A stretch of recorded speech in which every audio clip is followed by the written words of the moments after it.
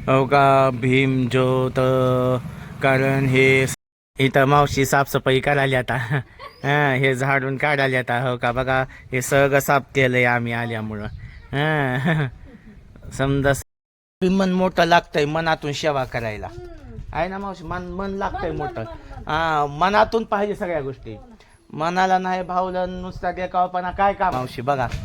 सगळं साफसफाई केलं हे सगळं आता इथं प्रबोधन आहे म्हणल्यामुळे बरोबर लगेच त्यांनी चटई आणून गेल्या लगेच झाडून काढलं इकडं तर हे हिंगी गावातलं आहे बघा हे असं परिसर आहे बघा हां तो का अहो हेच मोठं काम आहे